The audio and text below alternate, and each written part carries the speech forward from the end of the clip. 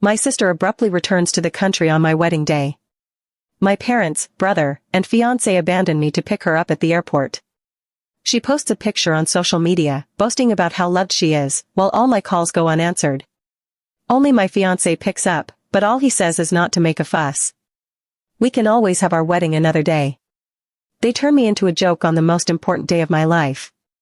Guests whisper, laugh, and point at me. I stay calm, add a new number to my journal, 99. The number of times they've let me down. I won't hope for their love anymore. Instead, I submit my application to study abroad and start packing. They think I've learned obedience, but I'm actually leaving for good. The door to my room swings open. Ethan, my brother, walks in and scoffs when he sees me staring at my journal. Aren't you too old for a diary? Normally, I'd snap back, but this time I don't even look up. He grows irritated, runs a hand through his hair, then snatches my journal. He frowns at the single number written inside. Tossing it onto the floor, he orders, "Stop writing nonsense. Luna wants your garlic shrimp. Go wash your hands and come downstairs. Consider it an apology for your snarky remark earlier." I hum in response and leave the room. Ethan seems surprised. Normally, I'd cry and argue whenever they asked me to cook for Luna. He eyes me suspiciously. Did you switch personalities or something? Or are you planning to poison the food? Then he finally notices my red-rimmed eyes and stiffens. Luna was abroad for a year, all alone. We were excited to see her. You should be more understanding. It was just a wedding. We can reschedule, right? I silently take the shrimp out of the fridge. It was just a wedding to them. Nothing mattered more than welcoming Luna. Not the months of planning, the high-end gown I fought to secure, or the hours spent perfecting every detail. They saw my efforts, yet still, they turned me into a laughingstock. My entire family and even my fiancé, none of them showed up. While Luna basked in the attention of those who welcomed her, I faced ridicule alone. Even the hotel staff pitied me, urging me to rest. But as soon as my family returned, they made me their cook. I glanced toward the living room. Laughter and warmth fill the space. My father, always too busy with work, sits patiently as Luna shares stories. My mother hugs her, eyes brimming with tears, fussing over how thin she's become. Ethan sits beside them, shelling pecans for her. "Sarah, why are you just standing there? Are you still mad that I ruined your wedding?" Luna pouts, looking pitiful. Only then do they notice me. My father frowns. "Why that long face?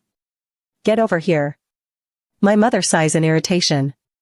"Your wedding was ruined because you picked a bad date. This has nothing to do with Luna. If you dare blame her, I'll stop being your mother." Luna clings to her. "Mom, don't say that. You'll make Sarah sad."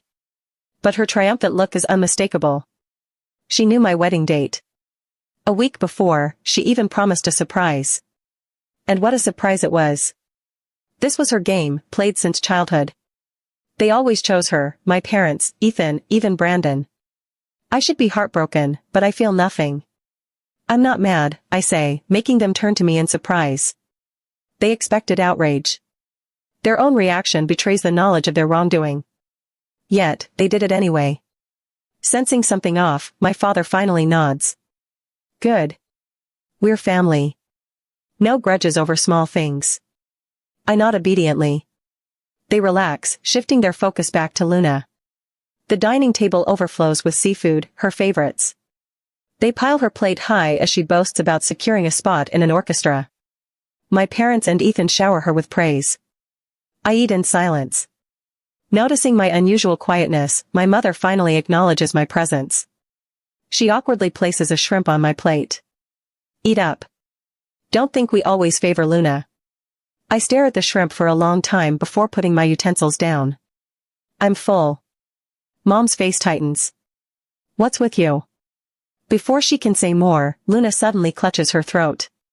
Her face twists in panic. "Mom. I can't breathe." Chaos erupts. Rash spreads across her skin. Panic floods their eyes. "Are you having an allergic reaction?" "Why now?" My mother scans the room before locking eyes on me. The slap comes so fast I don't have time to react. The impact knocks me to the ground, my head buzzing. Sarah, what did you put in the food? You know she's allergic. Ethan's voice drips with disappointment. I was wondering why you were so quiet. You were planning this, weren't you? How did I end up with such a hateful sister? Enough, my father yells. We need to get Luna to the hospital. They rush out, leaving me alone on the floor, cheek burning. I didn't do it, I whisper. But what's the point? They wouldn't believe me. They never have. The housekeeper hears the commotion and rushes over. Her eyes widen at my hands. Sarah, why are your hands so swollen? I glance down. My fingers are red and puffy, an allergic reaction of my own. I'm fine, I mutter, pulling away. Back in my room, I pick up my journal. Memories flood back. When I was 8, money was tight. Our tiny home barely fit 5 people. My parents, overwhelmed, decided to send one child to live with our grandparents. Ethan was entering high school, too crucial to disrupt. Luna was too young, too fragile. So I volunteered. Mom stroked my hair, calling me thoughtful. But no one told me thoughtful meant being forgotten for 8 years. I waited. Each Christmas, I watched their clothes grow finer, their lives richer. I dreamed of the day they'd bring me home. That day never came. When my grandparents passed, I finally returned, not to the cramped old house, but to a grand 3-story villa. My room was in the farthest corner of the first floor. No bookshelves like Ethan's. No dreamy decor like Luna's. Just a bare, forgotten space. Like my place in this family, unnoticed, unimportant. I pack my few belongings. I had taken time off for my wedding. That's no longer needed. I reach for my phone to call my professor, to tell him I'll be returning to the lab tomorrow. When my phone suddenly rang. It was a call from Brandon. I assumed he was calling to figure out what to do about the wedding. I never imagined he would lash out at me the moment I answered. Sarah, what did you do to Luna? Why is she hospitalized? This was a man who was usually calm and poised, yet he had lost his composure twice in the same day. The first was when he heard Luna was returning to the country, this was the second. The funniest part was that he was supposed to be my fiancé. She had an allergic reaction. It was your fault, wasn't it? How could you do that to your own sister? Brandon sounded very angry. Sarah, I always thought you had a kind heart. I can't believe you put Luna in the hospital for something so trivial. Are you even human? I couldn't even be bothered to explain as I listened to his accusations. Yeah, I'm not human. It's all my fault. I'll apologize to her when she gets back. Is that enough? If you're done talking, I'm hanging up. I still have things to do. Brandon was taken aback. He never expected me to react like that. Before this, we had fought countless times over Luna. On our dates, he would get so caught up with texting her that he would forget I was with him. When we had meals together, he never remembered foods I had to avoid but always made sure to order her favorites. I had screamed and questioned him countless times, but I always got the same response: I was overthinking things. Luna was my sister, and he was just taking care of her for me. His indifference to the situation made me look like a petty lunatic. My parents and Ethan took his side too, saying I was too controlling. So, during the year Luna was abroad, I secretly took pleasure in it. But I was so starved for love that I forgot shattered glass could cut. I had clung to the broken shards stubbornly, unwilling to let go. Even now, my hands were covered in blood. Sarah, that better be the case. If anything happens to Luna again, you can forget about the wedding. Brandon warned. It sounded like he had just gotten out of his car and closed the door. His surroundings grew noisier. He must have arrived at the hospital, of course. He had gone rushing to see my dear little sister. He was blatantly using me as an excuse to care for the woman he truly loved. Did he really think I was a fool? I sneered and hung up, then reached out to my professor.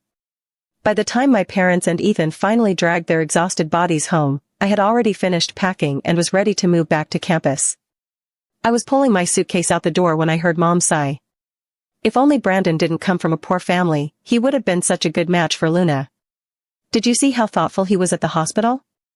I froze, then heard Dad add, yeah, he's a good-looking young man. It seems like Luna is quite fond of him too. We shouldn't have introduced Brandon to Sarah. Stop your wishful thinking. I won't allowing Luna to live a poor life with Brandon. He's better off with Sarah. They're a better match. Luna is meant to be a famous pianist, after all.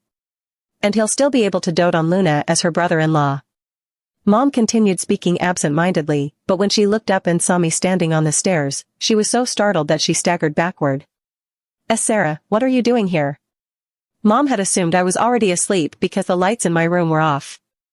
She was probably wondering how much of their conversation I had overheard. Ignoring the faint throbbing pain in my heart, I walked straight past her. There's something I need to take care of at school, so I'm heading back. Seeing that I wasn't behaving strangely, Mom and Dad exchanged glances before finally relaxing. When Ethan noticed the suitcase by my side, he frowned. Why do you need to take your luggage with you? Are you trying to run away because you're worried we'll hold you accountable for what you did to Luna? At the mention of that, my parents, who had just been feeling a little guilty, straightened their backs and stared down at me. That's right. I almost forgot about that. Sarah, do you realize you put Luna in the hospital? You won't even apologize, and now you're trying to leave? Do you think you can just walk away from this? I was irritated as I took in their furious expressions. It looked like they weren't going to let this matter go, so I took out my phone and dialed Luna's number, putting her on loudspeaker. Luna was already awake, and she was currently being cared for lovingly by Brandon. As soon as she picked up, she said in a provocative tone, Sarah, why are you calling me? Are you mad because someone told you Bran Muffin is here taking care of me? Hearing her voice, my parents and Ethan were momentarily stunned. They couldn't believe their beloved daughter and sister would say something so shameless. I couldn't care less what went through their minds, nor did I care about Brandon. I responded flippantly, it's good that he's taking care of you. That left everyone stunned. Luna sounded genuinely surprised. Sarah, do you mean that? Of course, I said without hesitation. Even though I have no idea what caused your allergic reaction, I'll apologize. I'm sorry. With that, I ended the call immediately and turned to face my family, who were now staring at me in utter shock. Can I go now?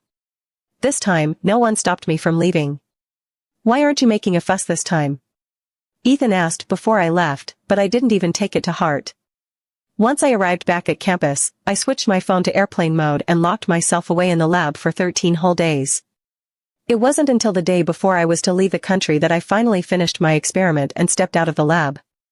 The moment I turned my phone back on, a flood of notifications from various people poured in.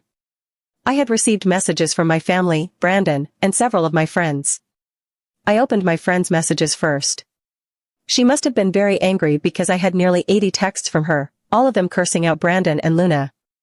I glanced at a photo she had sent. It was a screenshot of a family picture Luna had posted on social media. My parents, Ethan, Luna, and even Brandon were all in it. Brandon stood right next to Luna, gazing at her lovingly.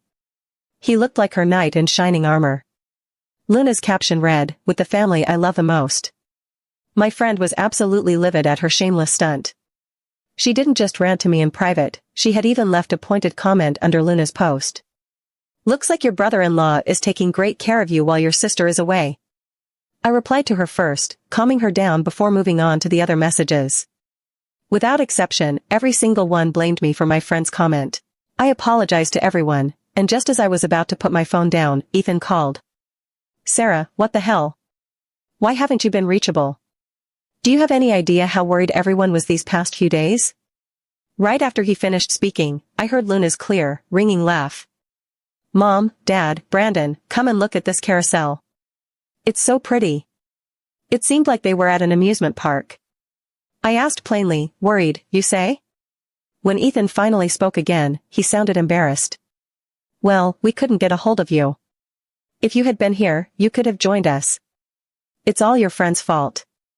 You know how sensitive Luna is. She cried for a long time after seeing that comment. We had to bring her out to cheer her up. I already apologized. Ethan fell silent again at that, not knowing what to say. After a while, he finally muttered, "That's good to know. You've finally learned to keep your temper in check." The next second, Brandon snatched Ethan's phone away. His deep voice came through, tinged with anger. Sarah, were you the one who told your friend to leave that comment? Why do you have such filthy thoughts? I've told you countless times. Luna is your sister. I'm just taking care of her for you. Isn't that what your entire family does? I know you feel like everyone loves Luna and not you. That's why you're jealous of her. But that's no fault of hers. You should really reflect on why you're so unlikable. His reckless comment made me tighten my grip on my phone ever so slightly. When I had first gotten together with Brandon, I had told him a few things about my family. Back then, he had held me in his arms and promised he would always take my side. Now, he was telling me to reflect on myself. But I didn't feel sad. Just before I had left home, I had already learned the truth from my parents. I had never been the person Brandon liked. He had just been putting on an act. Once he finished his performance, he would be able to stay by his true love's side, protecting and cherishing her forever. What I believed to be fate had been nothing more than a play they had put together. There were moments when I just wanted to ask them why. But there was no point to it. They just didn't love me. There was no reason why. On the other end of the line, I heard Brandon's flustered apologies. It seemed like he realized he had spoken out of line. But it didn't matter. I didn't care anymore. I glanced at the flight details my classmates sent me and said softly, "Brandon, let's break up." I was done being their pawn. I was leaving. The other end of the phone fell into a dead silence after Brandon heard what I said. Just as I was about to hang up, I heard Brandon laugh. He sounded confident, like he had me all figured out. "Sarah, are you sure? You've spent so much time preparing for our wedding. How could you possibly want to break this off?" "So you do know I spent a lot of time preparing for our wedding," I sighed. Brandon seemed to think I was still just throwing a tantrum and said helplessly, "Come on, stop playing. I already told you I'll make it up to you. Playing hard to get won't work on me." I had no patience left to explain anything to him. It sounded like Ethan was arguing with him in the background, so I ended the call. After some thought, I blocked everyone in my family, including Brandon. That night, I slept soundly and even had a dream. In my dream, a young girl wearing different clothes from those of her older brother and younger sister was writing in her brand new diary. Holding her pen, she carefully wrote the number 1 in it. She muttered to herself, "If this ever reaches 99, then I don't want Mom, Dad, Ethan, and Luna anymore." After mulling it over, she crossed out the number and replaced it with 0.5. Today, Mom and Dad forgot to buy me new clothes again. My classmates laughed at me when I wore my old ones to school. I felt a little sad, but this is the best outfit I have. Today, Luna said I stole her stuff. Mom and Dad hit me, but I didn't steal it. I just wanted to wipe it clean for her. Luna wanted to eat garlic shrimp and asked me to make it for her. Mom and Dad forgot that I'm allergic to seafood. My hands are swollen. It hurts. It's Luna's birthday today. Her cake was so pretty. I wish they would celebrate my birthday too. But Mom and Dad seem to have forgotten my birthday is just 2 days before Luna's. I watched silently as she filled her diary page after page. Sometimes, they had decimal points. Sometimes, they didn't. She kept making excuses for her family, but her expression grew increasingly numb. In the end, her diary was nearly full, and the wedding she had longed for had also been ruined. She stopped numbering at 99. I locked eyes with her. She was wearing a wedding dress. "I should have left earlier," she said. I nodded. "Still, it's not too late now." The moment I boarded the plane, I left behind the weight of all the grievances I had recorded, page after page. I threw myself into my studies, forgetting everything else. At times, being alone in a foreign country did feel lonely, but unlike Luna, I didn't go looking for someone to talk to. Instead, I used all that extra time to better myself. Like a sponge, I absorbed every bit of knowledge I could. Eventually, my lab mates begged me to stop working so hard, and only then did I finally take a break. I returned to my dorm and lay on my bed. As I chatted with a friend from back home, she suddenly brought up my family and Brandon. It sounded like she was rejoicing. "Sarah, you have no idea.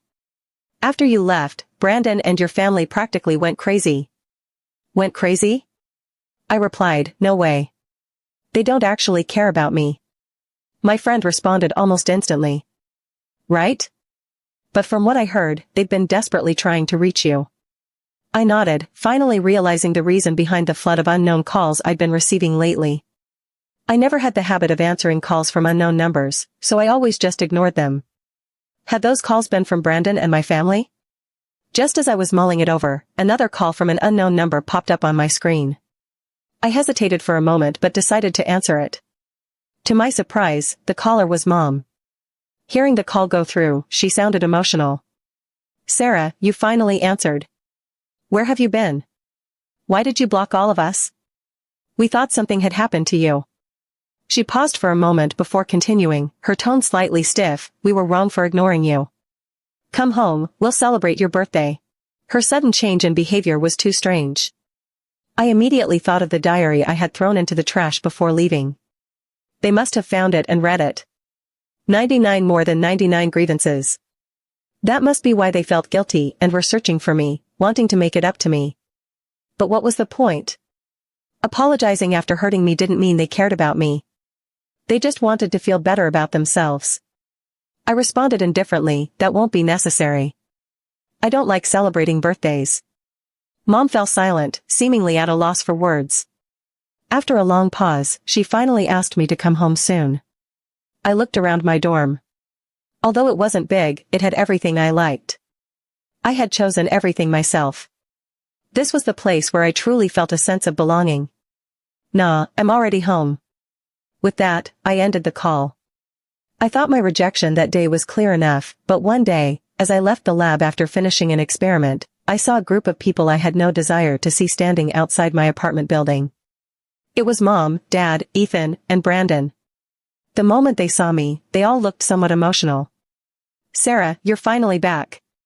Ethan was about to step forward when Brandon shoved past him and stood right in front of me. "Sarah, it's been a while." He looked haggard, and his eyes were red. It looked like he hadn't rested in a long while. If this had happened in the past, I might have pitied him. But now, I was just annoyed. "We broke up." "Why are you here?" Brandon's eyes reddened even more. "I never agreed to break up. We just fought." "I don't need your permission to break up," I said calmly. I then turned to my family, who were standing to the side helplessly. "I heard what you said that day." Mom, Dad, and Ethan instantly paled, and Brandon's eyes widened as if he realized something. I continued, voicing the truth I had pieced together. "Luna is the one Brandon likes, but because he comes from an average background, you don't think he's good enough for your precious daughter. So, you introduced him to me instead. That way, there would still be someone who would dote on Luna in the family. Isn't that right?" "And no, it's not like that." Mom tried to deny it, but she couldn't argue. Dad and Ethan lowered their heads in shame. As for Brandon, he desperately tried to pour his heart out to me. "I did like Luna at first. But that was only in the beginning. We were about to get married. How could I not have feelings for you?" I nodded, indicating I understood. Just as a glimmer of hope lit up in Brandon's eyes, I mercilessly delivered the final blow. "But you didn't show up to our wedding. So, we won't ever get married again." "No, that's not true. We can still have another wedding. I've already ordered your wedding dress from your favorite designer. I've also contacted the wedding planner. As long as you say the word, we can hold a new ceremony right away. I promise it'll be even better than the last one." Brandon placed his hands on my shoulders, his voice pleading. "Sarah, I'm serious. Listen to me, I was just used to taking care of Luna. That's all. You're the person I truly love. I never thought you would actually leave. I'm the bastard. I hurt you. I'm the one who let you down." I gently pushed his hands away. It would be a lie to say I wasn't moved as I looked into his reddened eyes. After all, Brandon was the one who had been by my side when I had wanted to feel loved and needed affirmation the most. But it was also precisely because of that I could never forgive him. Forgiving him meant letting down the version of myself who had excitedly looked forward to our wedding. "You love me?" "No, love doesn't look like this. Love is always feeling indebted, not taking my love for granted, and repeatedly letting me down. Love is about mutual understanding and compromise, not one person making all the sacrifices. Brandon, there's no going back for us. You know what I've always wanted more than anyone. What I wanted was devotion, to be someone's firm, unwavering choice. But it was something he could never give me." Brandon staggered back several steps as if he had been struck by lightning. He appeared despondent as he covered his face. Judging by his posture, he was probably crying. I didn't plan on comforting him. He was just an ex and wasn't worth my time or energy. I had already made myself clear. As long as he didn't loiter outside my home and ruin my mood, that was all that mattered. I was about to leave when my family called out to me. Only then did I remember that there were 3 other people with us. Feeling slightly irritated, I rubbed my temples before glancing at the 3 hesitant figures in front of me. I asked point blank, "He came here asking to get back together. So, what's your reason?" Dad let out a sigh. "Sarah, we read your diary. We finally realized how much you've suffered all these years."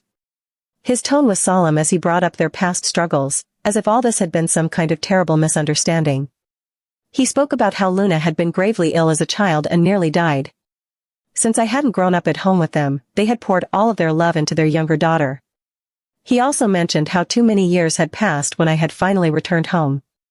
They didn't know how to act around me, and they had forgotten how to love me. Finally, he said they had spoiled Luna, which led to her scheming against me. They had been completely unaware. I listened quietly without reacting. Mom's expression was filled with shame. We found out why Luna had an allergic reaction. It was because of the peanuts she ate in the salad. It wasn't because of you. I'm sorry for falsely accusing you, Sarah. I even slapped you. Did it hurt? These were words I had longed to hear when I had been a teenager. Every time I had been falsely accused, I would imagine that one day my parents would uncover the truth and tell me it wasn't my fault. But it was too late now. I was no longer the young girl who had held out hope for them. Seeing my lack of reaction, my family looked even more miserable. Mom and Dad wanted to say more, but I had run out of patience. "All right, are you done talking? You can leave now. I still have things to do this afternoon. Stop wasting my time." How is this a waste of time? We're apologizing to you." Ethan grew agitated. He couldn't understand why I was so cold to them. He thought all of this was merely a misunderstanding. I used to love them so much. How had things come to this? Just because you apologized, does that mean I must accept it? I countered, leaving Ethan at a loss for words. We were in front of my dorm, with many students passing by. Even though most of them couldn't understand us, that didn't stop them from watching the drama unfold. I had never liked being the center of attention. At that moment, I was truly angry and voiced out everything that I had been keeping inside. "You keep saying that you're making up for the love you owe me by pouring it into Luna. But why? I was the one who was wronged, yet she's the one who benefited. At home, you always complained that I was too noisy, that I fought with Luna, and that I had a bad temper. But did you ever think that if I didn't make a fuss, no one would have even noticed me? I had been happier at Grandpa's place than at yours. Now that I've left and put some distance between us, can't we all just go our separate ways in peace?" Mom was already in tears. "Sarah, you're our daughter. We're connected by blood. How can you just cut us off like this? I'd rather not be your daughter at all." With that, I turned around and went upstairs without sparing my crying family another glance. Maybe my words had hit hard, because after that, they never came back to bother me. But every now and then, I would find some fresh fruits and vegetables outside my apartment door. I figured either my family or Brandon had asked one of my classmates to leave them there for me. But I never took any of it. Instead, I gave everything away to the other residents in my building. During my final year, a huge scandal erupted in the overseas student community. It was only when I learned the full story from a friend that I realized the main character was none other than my long-estranged younger sister, Luna. It turned out that after studying abroad, Luna had quickly abandoned her piano training. All those times she had boasted about joining the orchestra and earning the admiration of her professors, she'd been doing nothing but lying. She hadn't learned anything useful, but she had certainly embraced the openness of foreign culture. Her personal life was a complete mess, and she had even contracted an STD. Not only that, she even got involved with drugs at a party. She lied to our family that she was seriously ill just so that they would send her money. But when our worried family personally went to check on her, they caught her red-handed. Luna must have been high because she had the audacity to lash out. "Don't you all love me the most? So why did you send money to that bitch again? If you had just given me the money, I wouldn't have had to lie." During the argument, in a state of delirium, she had picked up a knife and stabbed Ethan. Although he had survived, he had been left with permanent health complications. Devastated by the disgrace Luna had brought upon the family, Mom and Dad stopped supporting her financially. Without money, Luna spiraled even further down the wrong path, eventually infecting several people before returning home, where she hoped to find someone who would take responsibility for her. And as fate would have it, the poor fool she set her sights on was none other than Brandon. Despite all his declarations of love for me, Brandon didn't resist when his first love practically threw herself at him. In the end, his first love turned out to be the death of him. He ended up infected with the STD as well. Brandon couldn't accept that his life was ruined just like that. In a fit of rage, he hacked Luna to death. The story concluded with Luna stabbing Ethan and Brandon killing Luna. One was dead, one was wounded, and one was sent to prison. Seeing the familiar names, I lamented at their fates, but I felt nothing else. After I graduated, I returned to my home country and became a key figure in a pharmaceutical company. My family heard about it and tried to reach out to me. But before they could even see me, security turned them away. For the rest of their lives, they would live in regret. They would regret never cherishing the young girl who had been brought back home, and they would regret losing the daughter and sister who once looked at them with nothing but love.